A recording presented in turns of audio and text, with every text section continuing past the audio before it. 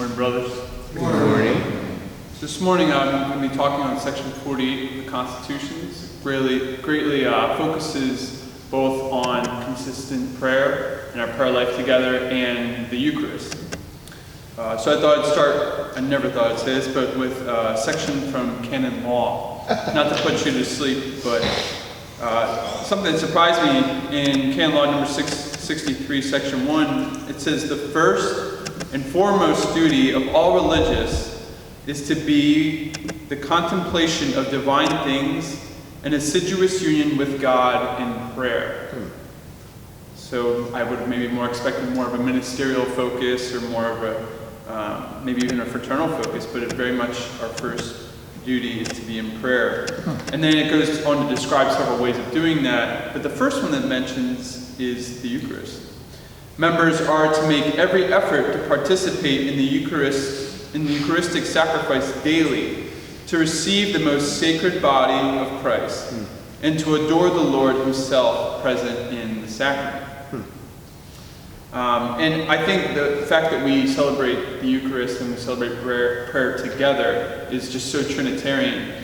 So I don't know if you've ever heard of the idea that when a married couple grows closer to each other, they grow closer to God. So like think of God as the top of the triangle, and then you have the husband and the wife. The closer they grow to God, the closer they grow to each other. And I think that's sort of what we experience as well. So, we have God as sort of that pinnacle of the triangle, and then you have, yourself and then another brother, for example. And the closer you grow to God, the distance here gets closer to each other. Amen. I think we really experience that in prayer. A line from that section of the Constitutions that I really enjoyed is actually the last sentence of the section. It says, "Let us offer ourselves and our actions to God the Father through the Spirit, and frequently spend time in fervent prayer before Him, the spiritual center of our brotherhood." So that frequent time in prayer before Him, as He is the center of our fraternity, of our brotherhood. So Ross will be happy I did a little math. And let's say we come to morning prayer and to Mass and to evening prayer every day. That'd be 2.5 hours a day. When you multiply that by 365 days a year, and we're praying together for 821.25 hours per year. Wow. Divide that by 24 hours a day, and we're nearly spending 5 weeks together in prayer in a year.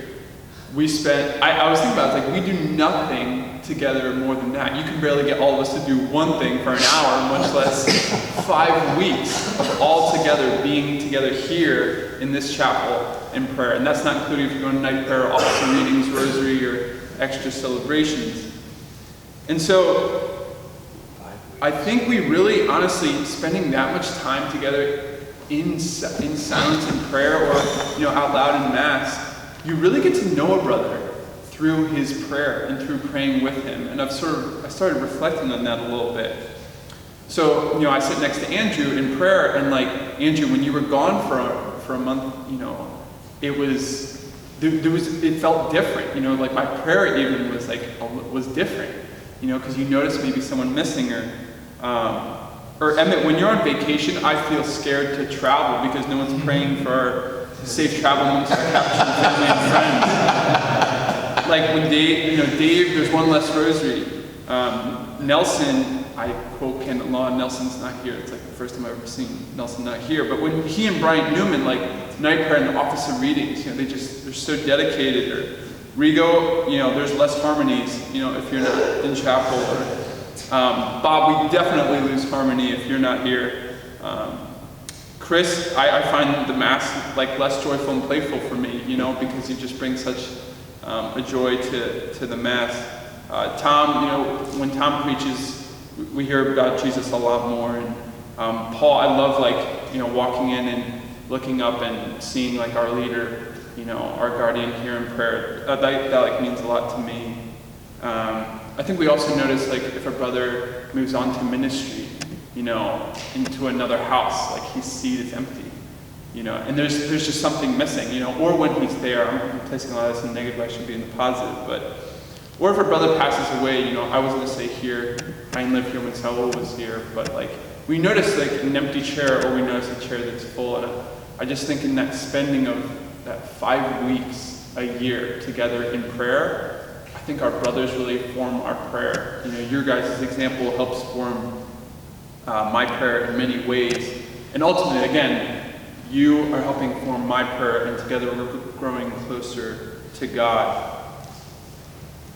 So praying together as brothers in the Eucharist, as brothers at prayer together, draws us closer to Christ and to one another.